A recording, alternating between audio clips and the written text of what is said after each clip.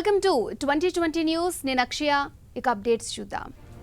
Maoist కేంద్ర committee సభ్యులు అఖిరాజ Haragopal alias Ramakrishna RK అనారోగ్యంతో మరణించారు. ఛత్తీస్గఢ్లోని దక్షిణ బస్తర్ అడవి ప్రాంతంలో అనారోగ్యంతో ఆయన కన్నుమూసినట్లుగా ఛత్తీస్గఢ్ పోలీసులు తెలిపారు. అయితే ఆర్కే మృతిపై మావోయిస్టు కేంద్ర కమిటీ కానీ ఏఓబీ కమిటీ కానీ ఇప్పటివరకు స్పష్టమైన ప్రకటన విడుదల చేయలేదు. మావోయిస్టుల అధినాయకత్వంలో అగ్రగణ్యుడైన ఆర్కే గెరిల్లా ఆర్మీ నిర్మాణంలో శత్రువులపై దాడి చేయడంలో మాస్టర్ మైండ్ గా పేరుంది. ఆర్కేపై చాలా కేసులున్నాయి. అప్పటి ఉమ్మడి ఆంధ్రప్రదేశ్ ముఖ్యమంత్రి చంద్రబాబు నాయుడుపై అలిపిరి వద్ద దాడి చేసిన కేసులో ప్రధాన నిందితుడిగా ఉన్నారు. 2004 అక్టోబర్ 15న అప్పటి సీఎం వైఎస్ రాజశేఖర రెడ్డి హయాంలో రాష్ట్ర ప్రభుత్వంతో జరిగిన శాంతి చర్చల్లో ఆర్కే మావోయిస్టుల పక్షాన నాయకత్వం వహించారు. ఆర్కే ఏఓబీ కార్యదర్శిగా ఉన్న సమయంలో ఒడిశాలోని మల్కంగిరి బడమెల దండకారణ్యంలో జరిగిన ఎదురుకాల్పుల్లో ఆయన కుమారుడు మున్నా మరణించారు. వరంగల్ నీట్లో బీటెక్ పూర్తి చేసిన ఆర్కే దాదాపు 4 దశాబ్దాలుగా మావోయిస్టు ఉద్యమంలో కీలక పాత్ర పోషించారు. ఆర్కే మృతి చెందాడు అన్న వార్త ఆయన భార్య శిరీషను మరింత కుంగదీసింది. కుమారుడు మృతి నుంచి ఇంకా పూర్తిగా కోలుకోలేని శిరీష ఆర్కే మృతి చెందారన్న వార్తలను తట్టుకోలేకపోతున్నారు. అయితే పోలీసులు మాత్రం ఆర్కేది సహజ మరణం కావడంతో తమకు ఇప్పటికీ ఎలాంటి సమాచారం లేదని అంటున్నారు. ఆలకూరపాడులో జరుగుతున్నలో అప్పట్లో అరెస్ట్ అయ్యారు. బెయిల్పై విడుదలయ్యాక స్వగ్రామం ఆలకూరపాడు చేరుకుని కుమారుడితో కలిసి సాధారణ జీవితాన్ని గడిపారు. ఉద్యమం నుంచి బయటకు వచ్చిన ఆమె టీచర్గా పనిచేశారు. వరుసగా లీడర్ల మరణాలతో మావోయిస్టులకు దెబ్బ మీద దెబ్బ తగులుతోంది. 40 ఏళ్ల పాటు పార్టీకి సేవలందించి ఆర్కే ఇక లేరు అన్న వార్తను మావోయిస్టులు జీర్ణించుకోలేకపోతున్నారు. కొంతకాలం నుంచి వరుసపెట్టి లీడర్లు మరణించడంతో మావోయిస్టులకు ఇబ్బందికర పరిస్థితులు తప్పడం లేదు. జూన్లో మావోయిస్టు తెలంగాణ ఆయన అంత్యక్రియల్ని తెలంగాణ ఛత్తీస్గఢ్ సరిహద్దుల్లోని అడవుల్లో నిర్వహించారు. ఆయనతో పాటు కత్తి మోహన్ అలియాస్ ప్రకాష్ కరుణ సోకి ప్రాణాలు కోల్పోయారు. మావోయిస్టు పార్టీని కరుణ తీవ్రంగా దెబ్బకొట్టింది. ఛత్తీస్గఢ్లోని దక్షిణ బస్తర్ అటవీ ప్రాంతంలో కరుణతో దాదాపు 10 మంది మావోయిస్టులు మృతి చెందారు. సుకుమా, దంతెవాడ, బీజాపూర్ జిల్లా అటవీ ప్రాంతాల్లో దాదాపు 100 మంది మావోయిస్టులు కూడా కరుణ బారిన పడగా వీరిలో 10 మంది ఆరోగ్యం విషమించడంతో ప్రాణాలు కోల్పోయారు. చనిపోయిన మావోయిస్టుల్లో సెంట్రల్ రీజనల్ కమాండ్ సభ్యులు, PLGA సభ్యులు, ప్లాటూన్ సభ్యులు ఉన్నట్లుగా పోలీసులు తేల్చారు. కరుణ బారిన పడిన వారిలో Dandakaranya special movie artist association లో ఫైటింగ్ ఇప్పట్లో ఎండ్ కార్డు పడేలేదు. ఓవైపు ప్రకాష్ రాజ్ ప్రశ్నాస్త్రాలు సంధిస్తూ ఉండగా మరోవైపు విష్ణు ప్రమాణ స్వీకారానికి ముందు ప్రముఖులను కలుస్తున్నారు. అటు మంచు మనోజ్ పవర్ స్టార్ తో భేటీ అవ్వడం చర్చనీయాంశమైంది. మా ఎన్నికల్లో మోహన్ బాబు ప్రవర్తనను హైలైట్ చేస్తూ ప్రశ్నాస్త్రాలు సంధించారు ప్రకాష్ రాజ్. ఎన్నికల్లో జరిగిన గొడవకు సంబంధించిన సీసీ ఫుటేజ్ ని ఇవ్వాలని ఎన్నికల అధికారి కృష్ణమోహన్ ను కోరారు. వీలైనంత త్వరగా గొడవకు సంబంధించిన ఫుటేజ్ ఇవ్వాలని కోరారు. లేదంటే అది డిలీట్ చేసే అవకాశం ఉందని అనుమానం వ్యక్తం చేశారు. మోహన్ బాబు, నరేష్ తమ ప్యానెల్ సభ్యులపై దాడులు చేసినట్లుగా ఆరోపించారు. అన్ని చోట్ల సీసీ కెమెరాలు పెట్టినట్లుగా చెప్పారు. కాబట్టి ప్రతి ఒక్కరూ వ్యవహరించిన తీరు అందులో రికార్డు అవుతుంది అన్నారు. అటు మంచు మనోజ్ పవన్ కళ్యాణ్ తో భేటీ అయ్యారు. భీమలా నాయక్ షూటింగ్ స్పాట్ కి వెళ్లిన మనోజ్ పవన్ తో భేటీ అయ్యారు. వీరిద్దరు సుమారు గంటకు పైగా పలు విషయాలపై చర్చించుకున్నారు. ప్రస్తుతం చిత్రసీమలో చోటు చేసుకుంటున్న పరిణామాలతో పాటు తాజా చిత్రాల ప్రస్తావన వచ్చింది.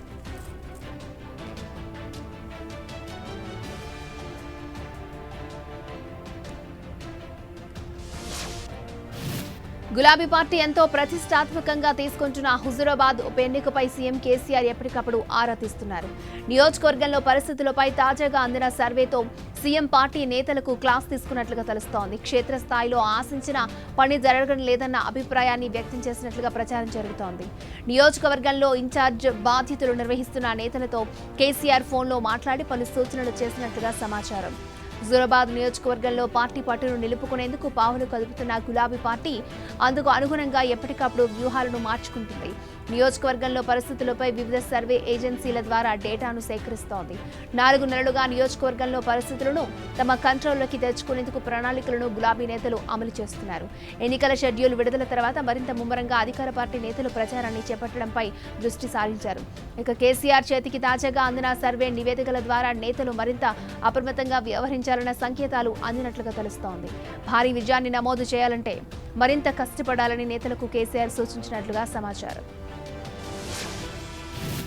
ఐటీ రంగంలో గణనీయమైన వృద్ధిని నమోదు చేస్తున్న తెలంగాణకు కేంద్ర ప్రభుత్వం నుంచి గుర్తింపు లభించింది. వాణిజ్య శాఖకు చెందిన DPIIT ఇటీవల ఇండస్ట్రియల్ పార్క్ రేటింగ్ సిస్టమ్ నివేదికను విడుదల చేసింది. తెలంగాణ ఐటీ సెక్టార్కు చెందిన 3 ఇండస్ట్రియల్ పార్కులకు ఛాలెంజర్స్ రేటింగ్ లభించింది. Financial district IT, Hyderabad knowledge city, hitech city IT park, Madhapur ఇందులో ఉన్నాయి. ఇండస్ట్రియల్ పార్కులు, స్పెషల్ ఎకనామిక్ జోన్లు అత్యున్నత పనితీరును కనబరుచుతున్నాయని ఈ రిపోర్టులో పేర్కొన్నారు. తెలంగాణ ఏర్పాటు తర్వాత ఐటీలో శరవేగంగా ముందుకు వెళ్తోంది. ఉద్యోగాల సృష్టి, పెట్టుబడుల ఆకర్షణ, ఎగుమతుల విషయంలో దేశంలోనే ప్రత్యేకతను సాధించింది. మౌలిక సదుపాయాల కల్పన, బెస్ట్ కనెక్టివిటీ, ఉత్తమ శాంతి భద్రతలు, వ్యాపార అనుకూల వాతావరణం దీనికి ప్రధాన కారణాలుగా నిలుస్తున్నాయి. కరోనా కష్టకాలంలోనూ తెలంగాణ ఐటీ స్థిరమైన వృద్ధిని కొనసాగించింది. జాతీయ సగటుతో పోల్చితే డబుల్ వృద్ధిని నమోదు చేసింది. కేవలం హైదరాబాద్కి ఐటీ పరిశ్రమను పరిమితం చేయడం ద్వితీయ శ్రేణి నగరాలకు సైతం విస్తరిస్తోంది. ప్రత్యక్షంగా 6 లక్షల మంది, పరోక్షంగా 14 లక్షల మంది, మొత్తం 20 లక్షల మంది ఐటీ పరిశ్రమపై ఆధారపడగా ఏటా 1,45,000 కోట్ల ఐటీ ఎగుమతులు చేస్తూ రికార్డు సాధించింది. డ్రగ్స్ కేసులో అరెస్ట్ అయిన ఆర్యన్ ఖాన్ బెయిల్ పిటిషన్పై తీర్పును కోర్టు రిజర్వులో పెట్టడంతో ఈ నెల 20 వరకు జైల్లోనే గడపనున్నాడు ఆర్యన్ ఖాన్. జైలుకు వెళ్లడానికి ముందు ఆర్యన్కు కోవిడ్ టెస్ట్ నిర్వహించారు. పరీక్ష ఫలితం వచ్చే వరకు క్వారంటైన్ గదిలో ఉంచారు. పరీక్షలో ఆర్యన్కు నెగిటివ్ తేలడంతో కామన్ సెల్కు తరలించారు. ఈ క్రమంలోనే అండర్ ట్రయల్ ఖైదీగా 956 నెంబర్ను కేటాయించారు. సెల్లో మరొక 4 సాధారణ ఖైదీలతో ఆర్యన్ ఉండాల్సి ఉంటుంది. ఇక కోటీశ్వరుడైన ఆర్యన్కు ఇంటి నుంచి మనీ ఆర్డర్ వచ్చింది. అందులో 4,500 రూపాయలు ఉన్నట్లుగా అధికారులు తెలిపారు. ఆర్యన్ ఖాన్ మూడోసారి దరఖాస్తు చేసుకున్న బెయిల్ పిటిషన్ విషయంలో కోర్టు ఇంకా తుది నిర్ణయం తీసుకోలేదు. బెయిల్ పిటిషన్పై విచారణ చేపట్టిన ముంబై కోర్టు తమ తీర్పుని నెల 20కి రిజర్వ్ చేసింది. ఆర్యన్ ఖాన్ కి బెయిల్ మంజూరు చేస్తే సాక్ష్యాధారాలు తారుమారయ్యే ప్రమాదం ఉందని ఎన్సీబీ బలంగా వాదిస్తోంది. ఆర్యన్ ఖాన్ డ్రగ్స్ తీసుకున్నట్లుగా సాక్ష్యాలు ఉన్నాయని, అందుకే ఆర్యన్ ఖాన్ తో పాటు అతడితో అరెస్ట్ అయిన వాళ్లకు బెయిల్ ఇవ్వకూడదని ఎన్సీబీ కోర్టుకు విజ్ఞప్తి చేసింది. లఖింపూర్ ఘటనపై దర్యాప్తు చేస్తున్న సిట్ కేంద్ర మంత్రి అజయ్ మిశ్రా కుమారుడు ఆశిష్ మిశ్రాని సీన్ రీకన్స్ట్రక్షన్ కోసం ఘటనా స్థలానికి తీసుకెళ్లింది. 2 కార్లు వేగంగా వెళ్లి రైతులను ఎలా ఢీకొట్టాయో తెలుసుకుంది. సీన్ ని రీక్రియేట్ చేయడం దసరా కారణంగా మందగించిన టీకా డ్రైవ్ ను పండుగ అనంతరం వేగవంతం చేసేందుకు కేంద్రం సిద్ధమైంది. వచ్చే వారం 100 కోట్ల డోసుల మార్కు కోసం ప్రత్యేక ఏర్పాట్లు చేస్తోంది. అక్టోబర్ 18 లేదా 19 నాటికి 100 కోట్ల డోసుల పంపిణీ ఫీట్ ను చేరుకుంటామని కేంద్ర ఆరోగ్య శాఖ మంత్రి మన్సుఖ్ మాండవీయ మరొకసారి తెలిపారు. ఈ మహత్తర కార్యక్రమం సందర్భంలో భారీ ఎత్తున కార్యక్రమాలు నిర్వహించనున్నట్లుగా వెల్లడించారు. 100 కోట్ల డోసులు పూర్తయినప్పుడు దేశవ్యాప్తంగా రైల్వే, మెట్రో స్టేషన్లు, ఎయిర్పోర్ట్లు, బస్టాండ్లు, ఓడరేవుల్లో ఈ మేరకు అనౌన్స్మెంట్ చేస్తామని తెలిపారు. ఈ సందర్భంలో ఆరోగ్య సిబ్బందికి సన్మాన కార్యక్రమాలు నిర్వహిస్తున్నట్లుగా సమాచారం. కేంద్ర మంత్రులు వేడుకల్లో భాగమయ్యే అవకాశాలున్నాయి. ఇప్పటికే దేశవ్యాప్తంగా 18 ఏళ్లు నిండిన వారిలో 73% మంది కనీసం 1 డోసు తీసుకున్నారని మంత్రి చెప్పారు. 30% మందికి 2 డోసులు పూర్తయ్యాయన్నారు. ఢిల్లీలోని ఎర్రకోట, నార్త్, సౌత్ బ్లాక్లలో జాతీయ పతాకాన్ని సందర్భంగా ఎగరవేయనున్నట్లుగా తెలుస్తోంది. దేశవ్యాప్తంగా నిర్వహించే ఈ కార్యక్రమాల్లో పాల్గొవాలని బీజేపీ మంత్రులు, ఎంపీలు, ఎమ్మెల్యేలు, కార్యకర్తలకు ఆ పార్టీ సూచించినట్లుగా సమాచారం. దేశంలో నెలకొన్న బొగ్గు కొరతపై కేంద్ర బొగ్గు మంత్రిత్వ శాఖ మంత్రి ప్రహ్లాద్ జోషి స్పందించారు. దేశవ్యాప్తంగా కొన్ని బొగ్గు గనులు మూతపడడం, భారీ వర్షాల కారణంగా మరికొన్ని గన్లను వరదలు ముంచెత్తడం బొగ్గు సంక్షోభానికి కారణమయ్యాయన్నారు ప్రహ్లాద్ జోషి. అయినప్పటికీ ఆందోళన చెందాల్సిన అవసరం లేదన్నారు. ప్రస్తుతం పరిస్థితులు మెరుగుపడుతున్నాయన్నారు. జార్ఖండ్లోని ఛాత్రా జిల్లాలోని సెంట్రల్ కోల్ ఫీల్డ్ లిమిటెడ్ కు చెందిన అశోక బొగ్గు గనులో ప్రహ్లాద్ జోషి పర్యటించారు. దేశంలోని థర్మల్ విద్యుత్ కేంద్రాలకు అవసరమైన బొగ్గు సరఫరా సజావుగానే సాగుతోందని స్పష్టం చేశారు. అయితే సరఫరాలో కాస్త ఆటంకం ఏర్పడుతున్న విషయం వాస్తవమే అన్నారు. దేశవ్యాప్తంగా నిత్యం 20 లక్షల టన్నుల బొగ్గును ఉత్పత్తి చేసే సామర్థ్యం ఉందని, వీటిని మరింత పెంచాల్సిన అవసరం ఉందన్నారు.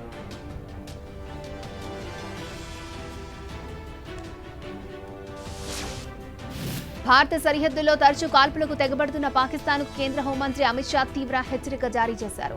దేశ సరిహద్దుల్లో అలజడి సృష్టించేందుకు ప్రయత్నిస్తే చూస్తూ ఊరుకునేది లేదు అన్నారు. అతిక్రమణలకు పాల్పడొద్దంటూ వార్నింగ్ ఇచ్చారు. కశ్మీర్లోని అమాయక ప్రజల ప్రాణాలు తీసేందుకు ఉగ్రవాదాన్ని ఎగదోస్తే మరిన్ని సర్జికల్ స్ట్రైక్స్ తప్పవని గట్టిగా వార్నింగ్ ఇచ్చారు. భారత్పై దాడులను సహించబోమన్నారు. గతంలో సర్జికల్ స్ట్రైక్స్ తో పాక్పై విరుచుకుపడిన విషయాన్ని గుర్తు చేశారు అమిత్ షా. ప్రధాని మోదీ, అప్పటి రక్షణ శాఖ మంత్రి మనోహర్ పారికర్ సారథ్యంలో పాకిస్తాన్పై జరిగిన సర్జికల్ స్ట్రైక్స్ ఓ కీలక అడుగని వ్యాఖ్యానించారు. దేశ సరిహద్దుల్లో ఆటంకాలు సృష్టించొద్దన్న సందేశం పంపామని హోంమంత్రి తెలిపారు. అప్పుడు చర్చలకు సమయం ఉండేది, కానీ ఇప్పుడు మాత్రం బదులిచ్చే సమయం వచ్చేసిందని అమిత్ షా స్పష్టం చేశారు. గతంలో ఉరీ, పఠాన్కోట్, గురుదాస్పూర్లలో పాక్ ఉగ్రముఖుల దాడులకు భారత్ ప్రతీకారం తీర్చుకుందన్నారు అమిత్ షా. ఇక గోవాలో త్వరలో అసెంబ్లీ ఎన్నికలు జరగనుండటంతో కీలక వ్యాఖ్యలు చేశారు. గోవాలో మరొకసారి అధికారంలోకి వస్తామంటూ అమిత్ షా వ్యాఖ్యానించారు. గోవా మాజీ సీఎం దివంగత మనోహర్ పారికర్ రాష్ట్రానికి గుర్తింపు తీసుకొచ్చారని ప్రశంసించారు. తాలిబాన్లతో చర్చలకు భారత్ రెడీ అయింది. ఈ నెల 20న రష్యా అధ్యక్షతన ఈ మీటింగ్ జరగనుంది. మాస్కోలో జరిగే భేటీకి చైనా, పాకిస్తాన్, ఇరాన్లతో పాటు భారత్ కూడా హాజరు కానుందని విదేశీ వ్యవహారాల మంత్రిత్వ శాఖ ప్రకటించింది. మాస్కో ఫార్మేట్ చర్చలుగా పిలుస్తున్న ఈ సమావేశానికి తాము హాజరవుతామని తాలిబాన్లు ప్రకటించారు. ఆఫ్ఘన్లో తాలిబాన్ల తాత్కాలిక ప్రభుత్వం ఏర్పాటు చేశాక భారత్, తాలిబాన్ల మధ్య అధికారికంగా జరిగే తొలి చర్చలు ఇవే అవుతాయి. ఆఫ్ఘనిస్తాన్ను స్వాధీనం చేసుకున్న తాలిబాన్లతో భారత్ దోహాలో ఆగస్టు 31న తొలిసారి మాట్లాడింది. అయితే అప్పటికి తాలిబాన్లు ప్రభుత్వాన్ని ఏర్పాటు చేయలేదు. ఇటీవలే అమెరికాతో చర్చలు జరిపిన తాలిబాన్లు ఇప్పుడు మాస్కో ఫార్మేట్లో పాల్గొననుండడం చర్చనీయాంశమైంది. ఈ చర్చలు 11 దేశాల ప్రతినిధులు హాజరవుతున్నట్లుగా తెలుస్తోంది. ఇక అమెరికాతో 4 రోజుల క్రితం జరిగిన చర్చల్లో అమెరికాను హెచ్చరించారు. తమ ప్రభుత్వాన్ని అస్థిరపరచడానికి ప్రయత్నిస్తే పరిణామాలు తీవ్రంగా ఉంటాయని తెలిపారు. కరోనా వ్యాక్సినేషన్ పై కూడా 2 దేశాల మధ్య చర్చలు జరిగాయి.